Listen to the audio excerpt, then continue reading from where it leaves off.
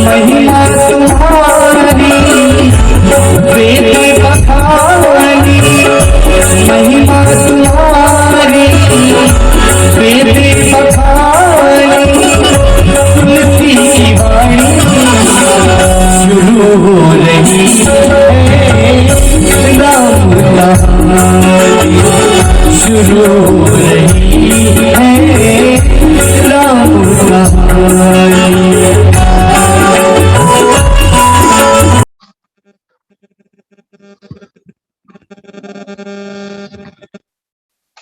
गुरुर्ब्रह्मा गुरुर्विष्णु गुरुर्देवो महेश्वरः गुरुः साक्षात् परब्रह्म तस्मै श्री गुरुवे नमः।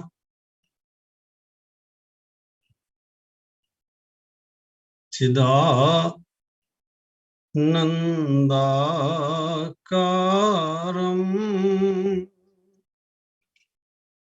श्रुतिसरससारं समरसं निराधाराधारं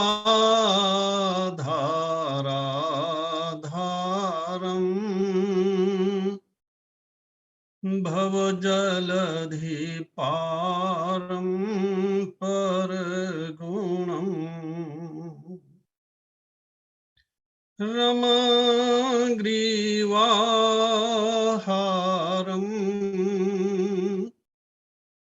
व्रजवनविहारं हरनुतम्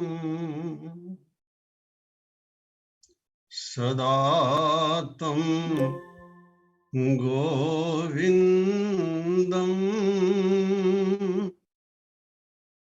व्रजवनविहारं भजत रे।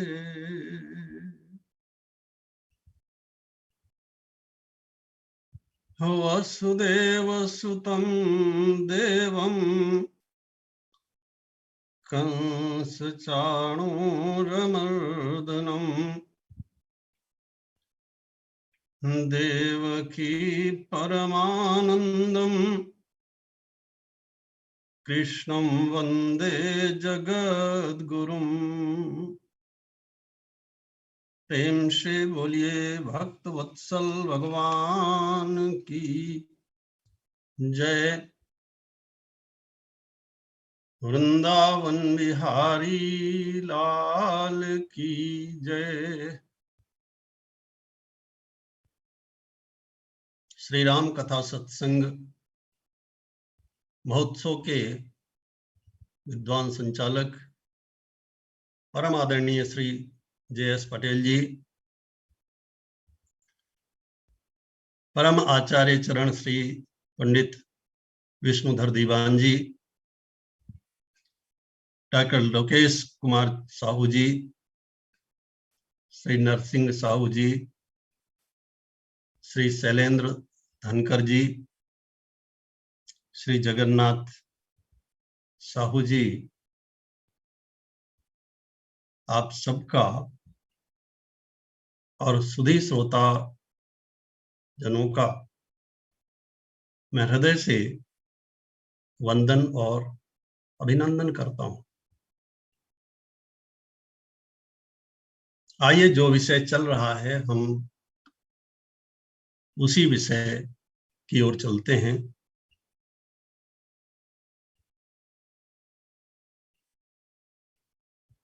भगवत गीता का बड़ा प्रसिद्ध श्लोक है, काम एष क्रोध एष रजोगुण समुद्भवः महासनु महापाप्मा विद्येन मिहि वैरिणम। भगवान श्री कृष्ण कहते हैं, अर्जुन वास्तविक शत्रु तो ये हैं, ये जो काम है, ये जो क्रोध है, यही तो हमारे वास्तविक शत्रु हैं। और ये शत्रु हमारे अंदर छिप करके बैठे हुए हैं। शत्रु अगर बाहर हो, उससे लड़ना आसान होता है।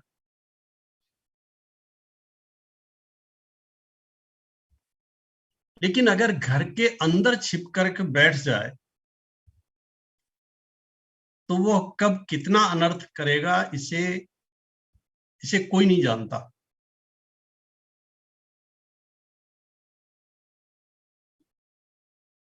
इसीलिए भगवत गीता में यह भी कहा गया है कि ये नरक के दरवाजे हैं, महासना, ये बहुत खाते हैं। अर्जुन ने कहा, महाराज क्या खाते हैं? बोले, हमारा पुण्य खा जाते हैं। और ध्यान से सुनिएगा, हमारा सुख खा जाते हैं, हमारे पाप को बढ़ाते हैं, हमारे वैयक्तिक जीवन में तो दुख को घोलते ही हैं, हमारा सामाजिक जीवन बर्बाद कर देते हैं, और हमें कहीं का। गोविंद बोलो, हरि गोपाल बोलो, राधा रमण हरि गोविंद बोलो। सबसे बड़े पापी यही हैं।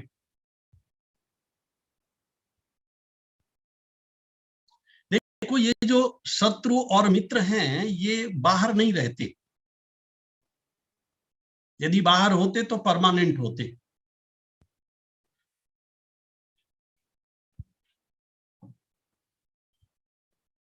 कोई भी हमारा परमानेंट मित्र नहीं होता, और कोई परमानेंट शत्रु नहीं होता। गोविंद बोलो, हरि गोपाल बोलो, राधा रमण हरि गोविंद बोलो। हुआ है, वो कल ही हमारा शत्रु बन जाएगा। जब तक उसके स्वार्थ की सिद्धि होती रहेगी, आपके साथ रहेगा।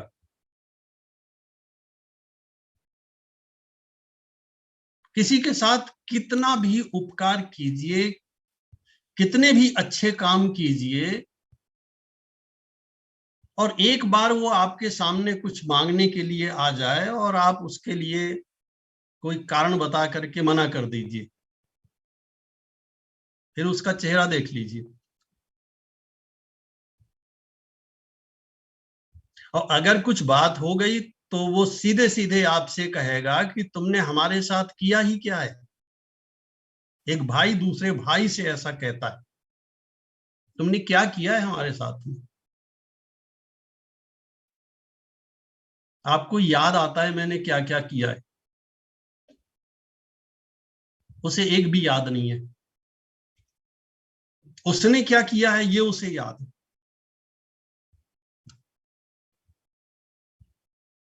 सो भगवान श्री कृष्ण कहते हैं कि जो हमारा सुख खा जाए, हमारे जीवन में हम जिसकी प्राप्ति के लिए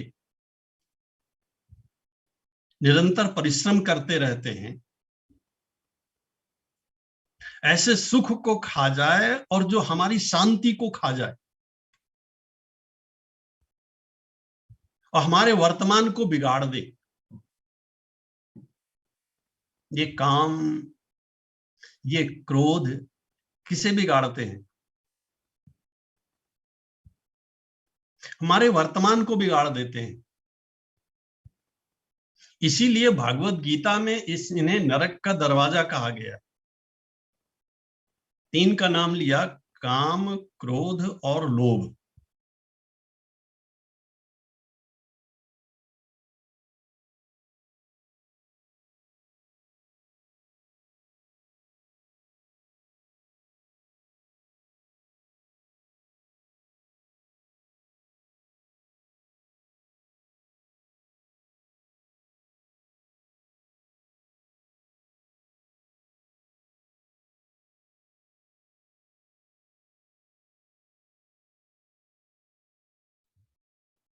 द्वारम नाशनमात्मनः। ये नरक के 3 दरवाजे हैं और ये आत्मा को मारते हैं, शरीर को नहीं मारते। जो मूल है उसी को मारते हैं, और जब उसे मारते हैं तो बकाया सब इनसे प्रभावित होते हैं। कामः क्रोधः तथा लोभः तस्मादेतत्त्रयं त्यजेत्। और संत शिरोमणि गोस्वामी श्री तुलसीदास जी महाराज लिखते हैं कि तात 3 अति प्रबल खल। ये 3 सबसे बड़े दुष्ट हैं, काम क्रोध और लोभ। मुनि विज्ञान धाम मन करहि निमिष माछोभ। महाराज क्या करें इनके लिए? बोले बस थोड़ा सा अभ्यास करना है तो बात बन जाएगी। अर्जुन ने पूछा महाराज क्या करना है? बोले देखो, काम का संबंध वर्तमान काल से है। कामी को किसी कामनी की प्राप्ति कब चाहिए?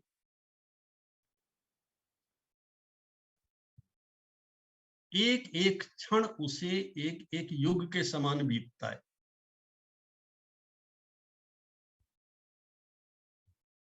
वर्तमान में ही चाहिए, तत्काल चाहिए, उसी समय चाहिए। और अगर इसका दूसरा अर्थ लिया जाए इच्छा, और किसी से पूछा जाए आपकी इच्छा कब पूरी हो जाए, यही कहेगा महाराज जितना जल्दी हो जाए उतना अच्छा है, क्योंकि इच्छा पूरी होगी मैं सुखी हो जाऊंगा। यही तो भ्रम होता है। अच्छा, बचपन से लेकर के अभी तक हमारी कितनी इच्छाएं पूरी हुई हैं? आपने लिस्ट बनाई? अगर मैं आपसे ऐसा ही पूछूं कि आप गिनती बता दीजिए कुछ अंदाज से, तो कितनी इच्छाएं पूरी हुई? और हर इच्छा में हमें ऐसा लगा कि बस अब ये इच्छा पूरी हो जाए तो हम सुखी हो जाएंगे।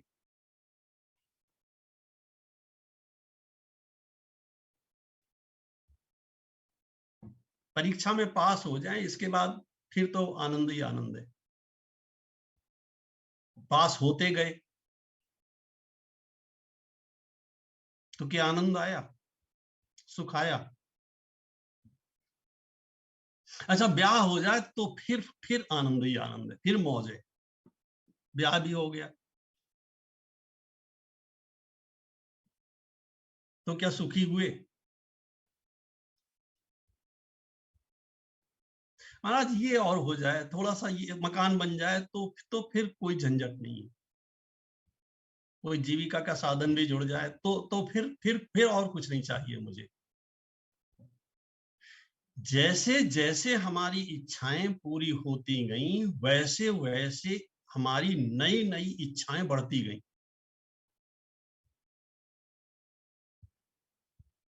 और न मालूम कितनी इच्छाएं पूरी हुई। इच्छाएं तो पूरी हुई लेकिन हम सुखी नहीं हुए। और जिसकी जितनी ज्यादा इच्छाएं पूरी हुई उसके मन में उतनी ज्यादा इच्छाओं ने जन्म लिया।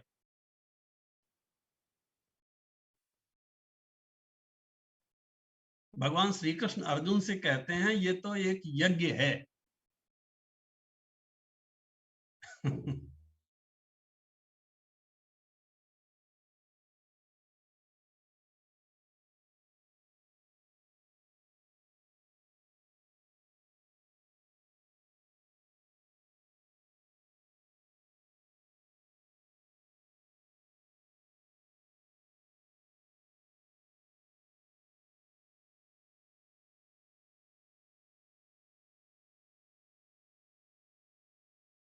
लेकिन ये सच नहीं था।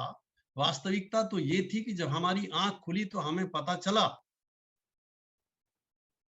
कि भोगा न भुक्ता वयमेव भुक्ता, हमने भोगों को नहीं भोगा, भोगों ने हमें भोग लिया।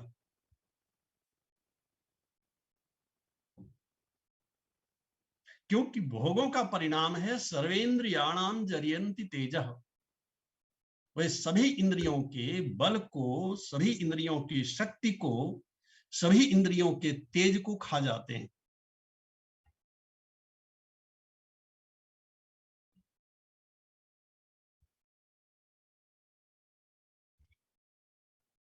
तो महाराज क्या किया जाए, इनसे कैसे बचा जाए, क्योंकि ये तो घर के अंदर ही रहते हैं। ये संस्कार के रूप में हमारे चित्त पर पड़े रहते हैं, जितने भोगों को भोगा है।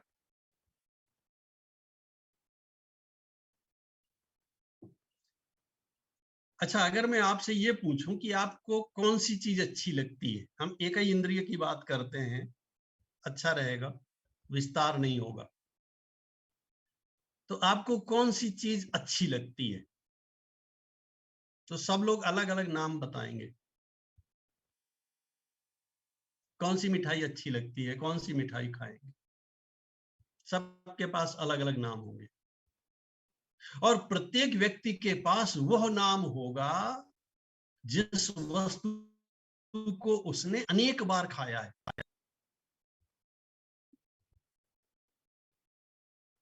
क्योंकि उसी का सार उसके चित्त पर मजबूती से पड़ा हुआ है। सो काम की पूर्ति, इच्छा की पूर्ति मनुष्य तत्काल चाहता है। उन्होंने जन्म लिया और उधर वो पूरी हो जाए, इसका संबंध हमने वर्तमान से जोड़ रखा है, बस यही गलत है।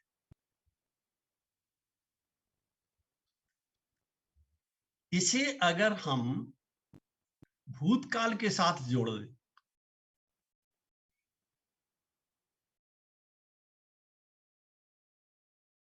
तो बात बन जाए। मान लीजिए किसी सौंदर्य का दर्शन हुआ, किसी सुंदरता का दर्शन हुआ, तो यह सुंदरता कहां से आई?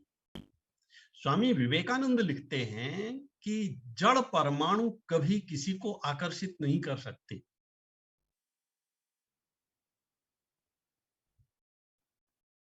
अच्छा, शरीर में सुंदरता है क्या? शरीर सुंदर हो सकता है क्या? यदि शरीर सुंदर होता तो इस शरीर से जब वे भगवान निकल जाते हैं, इस शरीर को छोड़ देते हैं, तब भी ये शरीर सुंदर होना चाहिए। तब इसकी सुंदरता कहां चली जाती? एक एक चीज को देखिए, शरीर में कौन सी चीज सुंदर है जो हमें आकर्षित करती है? बाल सुंदर है, त्वचा सुंदर है, रक्त अरे बालों की तो स्थिति यह है कि अगर भोजन के समय एक भी बाल पड़ जाए, भगवान करे ना हो कभी, और पहले ग्रास में, पहले कौर में एक भी बाल पड़ जाए तो पूरा का पूरा भोजन बेकार हो जाता है। तो क्या त्वचा सुंदर है? हड्डियां, रक्त, मांस, मज्जा, उसके आगे की बात नहीं करूंगा तो अच्छा रहेगा। क्या सुंदर है इस शरीर में?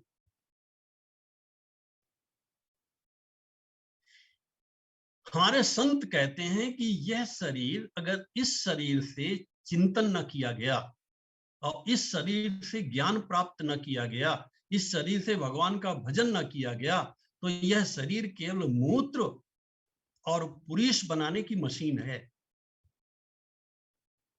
विष्टा बनाने की मशीन है।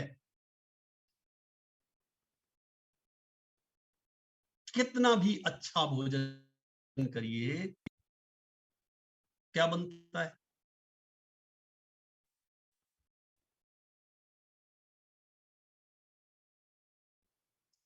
सो इस शरीर रूपी वृक्ष में दो अमर फल लगे हुए हैं, एक भगवान की कथा या भगवान के नाम का जप, और दूसरा है सत्य ज्ञान, जिसकी प्यास लेकर के आप सब लोग इकट्ठे हुए।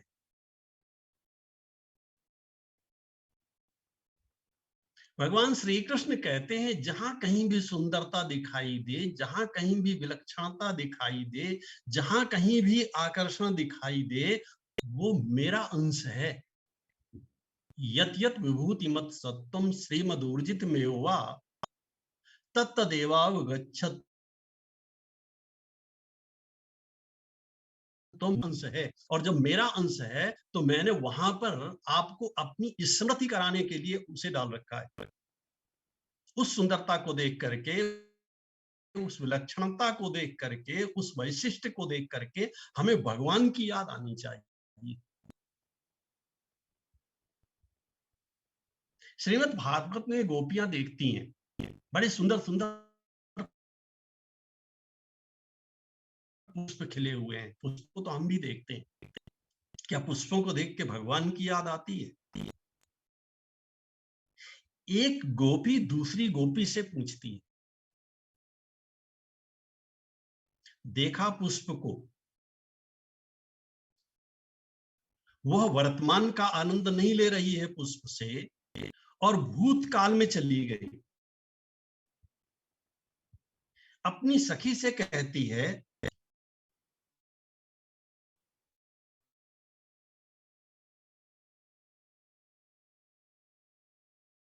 कि पुतन फूलन जोई, क्योंकि बिना पिया के परस कबहू अस फूल न होई। इन लताओं से पूछो, इन्हें कृष्ण का पता मालूम है। यदि हमारे कृष्ण ने इसका स्पर्श न किया होता तो इसमें इतनी सुंदरता नहीं हो सकती थी।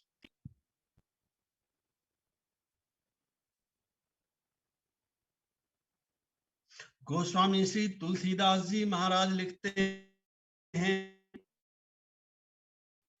सीता विवाह सखियां इसी को उस विवाह मंडप पर लाई। बरातियों ने दर्शन किया, आवत दीख बरातिन सीता,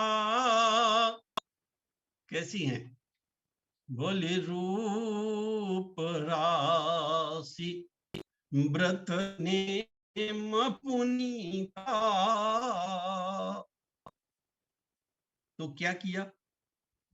बोले सबन मन ही मन कीन्हा प्रणाम।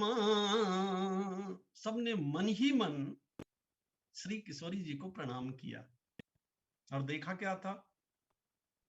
रूप राशि, सौंदर्य की चरम सीमा। हमें संसार में कहीं सुंदरता दिखाई देती है तो क्या हम ऐसा करते हैं? ये अयोध्यावासी हैं।